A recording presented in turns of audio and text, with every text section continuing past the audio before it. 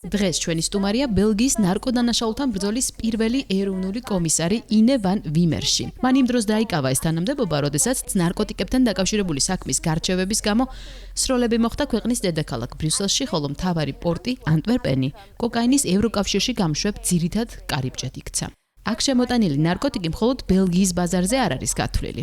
მისი უმეტესობა უკანონო გზებით გადააქვთ ევროპის ქვეყნებში, რის გამოც ეს საკითხი მხოლოდ ბელგიის პრობლემა არ გახლავთ. მოგესალმებით ქალბატონო კომისარო. დიდი მადლობა რომ მობრძანდით. დიდი მადლობა. ჩვენ ბრიუსელში ვიმყოფებით ქალაქში, რომლის ქუჩებშიც, ისევე როგორც ბელგიის სიდიდით მეორე ქალაქ ანტვერპენში, ბოლო დროს ნარკოტიკებთან დაკავშირებულმა ძალადობამ იმატა. იღებს თუ არა ბელგიის მთავრობა ამ პრობლემების გადასაჭრელად საკმარისომებს. ყოველ შემთხვევაში სრულად აცნობიერებენ, რომ ეს პრობლემა სასწრაფოდ უნდა გადაიჭრას. ნარკოდანაშაულთან ბრძოლის ეროვნული კომისრის დანიშვნა და მისი სააგენტო შექმნა, რა თქმა უნდა, ძალიან მნიშვნელოვანი წინ გადადგმული ნაბიჯია, რათა შეიქმნას ეროვნული და თუნდაც საერთაშორისო სტრატეგია, რომელიც ამ დანაშაულის აღმოფხვრას მოემსახურება.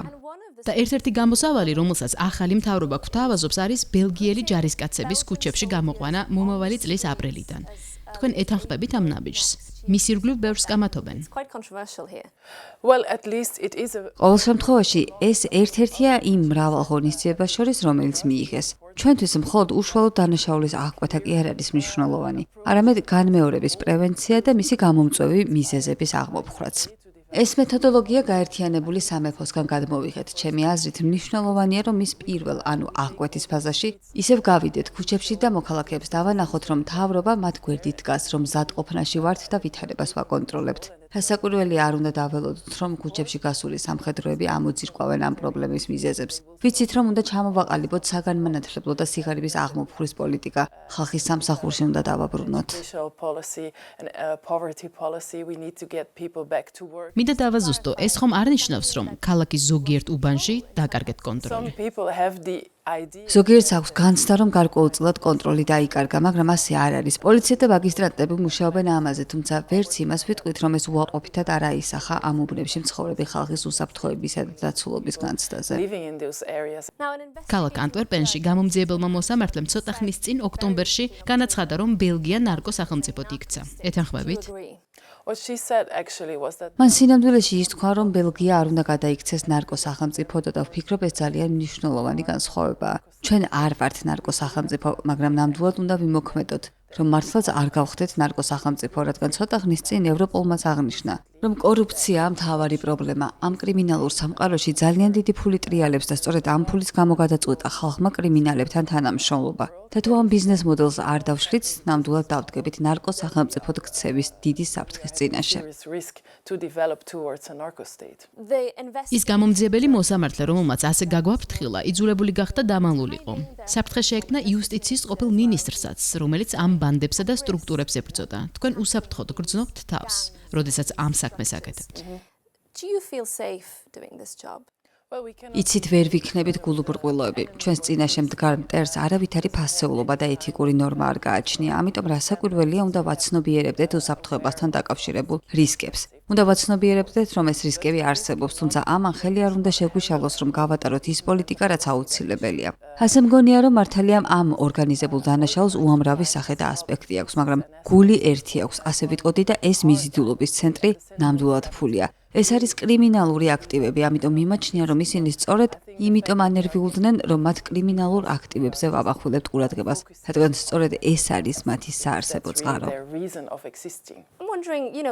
რამდენიმე ძალიან რადიკალური წინადადებით გამოვიდა. მაგალითად, ამერიკის პრეზიდენტი დონალდ ტრამპი კარიბის ზღვაში მცურავ ნავებთან დაკავშირებით. ამაზე აქაური ევროპული ხელისუფლებაც ხომ არ უნდა დაფიქრდეს.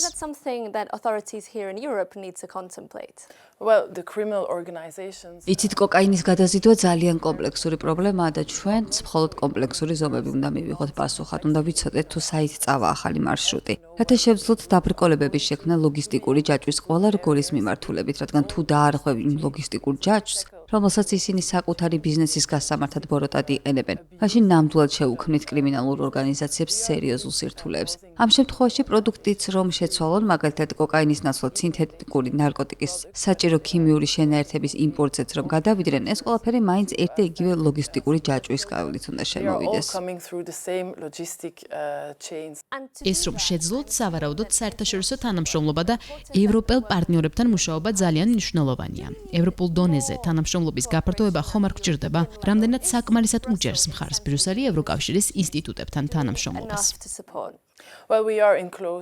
ჩვენ ძალიან მჭიდრო კონტაქტი გვაქვს ევროკომისიასთან, რა თქმა უნდა, და ევროკავშირის სტრატეგიის მიმართულებითაც თანამშრომლობთ. მიგვაჩნია, რომ ეს გლობალური პრობლემაა. ეს საკითხი ერთდროულად უნდა გადავჭრათ როგორც გლობალურ, ისე ადგილობრივ დონეზე. თუმცა მეტი ძალისხმევა გვჭირდება, რომ ევროპულმა ინსტიტუტებმა ზეწოლა მოახდინონ იმ დიდ კომპანიებზე, რომლებიც თავისი დაშიფრული კომუნიკაციის ინსტრუმენტებს თავაზობენ ჩვენს ბაზარს, რათა აიძულონ ისინი, რომ ითანამშრომლონ სამართალდამცველებთან. აი ამის გაკეთება გვჭირდება ევროპულ დონეზე. კიდევ ერთი საკითხია გემებისა და ნავსადგურების ობიექტების საერთაშორისო უშიშროების ეგრეთ წოდებული ISPS კოდების დანერგვა. ეს მოიცავს უსაფრთხოების ზომებს, რომლებსაც პორტებში ტერორისტული თავდასხმების თავიდან აცილების მიზნით იღებენ.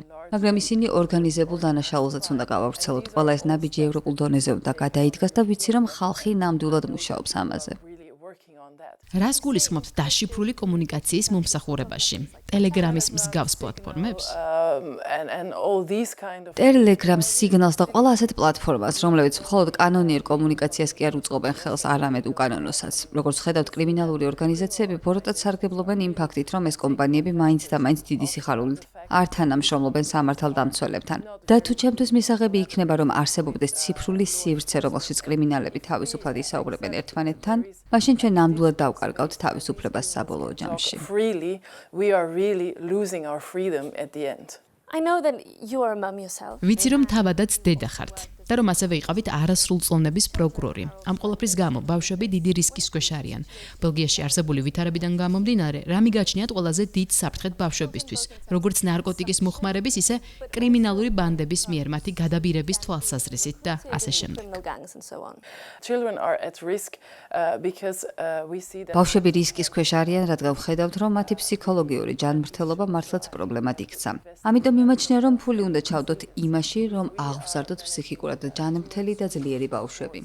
თუ მოვახერხებთ, რომ სკოლების, სპორტისა და მშობლების მეშვეობით გავზარდოთ მტკიცენების წყობის მქონე თაობა, ისინი ნებისმიერ პრობლემას დაძლევენ და კრიმინალურ ორგანიზაციებში შესვლის ცრუნებასაც გაუძლებენ. მეორე მხრივ ვერ ვიქნებით გულუბრყვილონი. მაგალითად ძალიან მადარდებს უკანონო ელექტრონული სიგარეტები. ჩვენს მიერ ამოღებული ელექტრონული სიგარეტებში ჩასადები უკანონო კაფსულებიდან ირკვევა, რომ მათი 80%-ზე მეტი სინთეტიკურ ოპიოიდს შეიცავს, რომელსაც სპეციფიკური სუნი და ფერი არ გააჩნია. კრიმინალური ორგანიზაციები კი ბოროტად იყენებენ ელექტრონული სიგარეტებით ვაჭრობის მთელ ლოგისტიკურ ქსელს. ძალიან მიხარია, რომ ჯანდაცვის მინისტრმა მიიღო გადაწყვეტილება და ელექტრონული სიგარეტისთვის განკუთვნილი ეს სხვადასხვა გემო, შიგთავსი ალუბლის გემოთი მაგალითად მალე აიკრძალება, რადგან კრიმინალური ორგანიზაციები მათი საშუალებით ძალიან პატარა ბავშვებს აპარებენ სინთეტიკურ ოპიოიდებს. ასე რომ ძალიან კარგად უნდა გვესმოდეს, რომ ამ ყველაფრის ბოროტად გამოყენება შეუძლიათ კრიმინალურ ორგანიზაციებს, იგივე ეხება სოციალურ მედიას.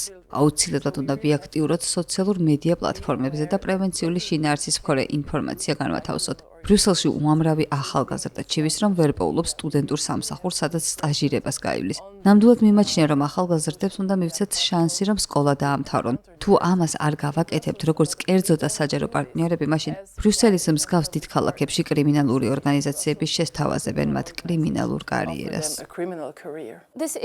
ელექტრონული სიგარეტებით სინთეტიკური ნარკოტიკის მიღება ძალიან სერიოზული საკითხია. მაინც რა რისკების წინაშე დგანან ჩვენი ბავშვები? არსებობს რისკი იმისა, რომ ძალიან ადრეული ასაკიდან მიეჩვიონ ნარკოტიკს და მათი ტვინი აღარ განვითარდეს ისე, როგორც საჭიროა. ეს ძალიან სერიოზულ საფრთხეს უქმნის ჯანმრთელობას და ჩვენ უნდა დავიცვათ ბავშვები ამისგან იმ ზომებით, რომლებსაც გავატარებთ ლოგისტიკური ჯაჭვის ყველა იმ რგოლის მიმართ, რომელსაც სინთეტიკური ნარკოტიკისთვის იყენებენ. ჩვენ ვხედავთ, რომ ბელგია ისევე როგორც ნიდერლანდები სინთეტიკური ნარკოტიკის მნიშვნელოვან მწარმოებელ ქვეყნად იქცა, რომელთაც ძირითადად ჩინეთიდან და ინდოეთიდან შემოტანილი ქიმიური ნივთიერებებით ამზადებენ. მათ კანონიერი დანიშნულება აქვთ, ჩვენ ძალიან ძლიერი ნავთობქიმიური და ფარმაცევტული ინდუსტრიები გვაქვს, მაგრამ ამ ნივთიერებებს სხვები ბოროტად იყენებენ და სინთეტიკურ ნარკოტიკს ამზადებენ. ევროპამ იმაზეც უნდა იფიქროს, თუ როგორ აღკვეთოს ამ ქიმიური ნივთიერებების ჩვენს ტერიტორიაზე შემოტანა. ქალბატონო კომისარო, ჩვენ ვსაუბრობთ ისეთ სინთეტიკურ ნარკოტიკზე, როგორიც არის მაგალითად ფენტანილი, რომლის მოხმარებაც, როგორც ხედავთ, ელვის სისწრაფით გაიზარდა ამერიკის შეერთებულ შტატებსა და კანადაში. რამდენად გვაქვს იმუნიტეტი ამ პრობლემის მიმართ ბელგიაში, ზოგადად ევროპაში? ხომ არ არის მოსალოდნელი, რომ იგივე ვითარებაში აღმოჩნდეთ?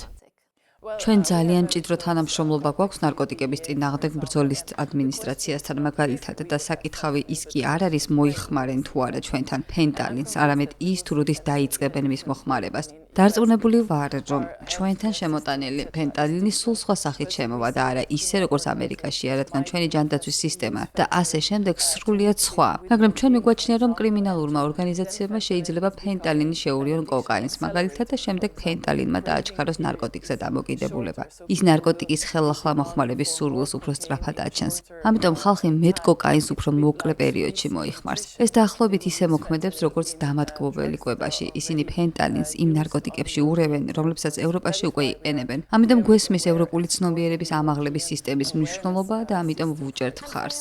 და ბოლოს ჩვენი საუბრის დასასრულს მინდა გკითხოთ, ფენტალინს ამ გზით უკვე ხომ არ იყენებენ ბელგიაში? ბელგიაში ჯერ არა, მაგრამ რა თქმა უნდა მე მხოლოდ იმაზე დაყრდნობით შემიძლია ვისაუბრო, რასაც ვხედავთ. ყველაფერს კი ცხადია ვერ ვხედავთ. თუმცა ფენტალინი ჩვენ არ გვიქმნის ისეთ პრობლემას, როგორცაც ამერიკას, თუმცა ნამდვილად შემოვა.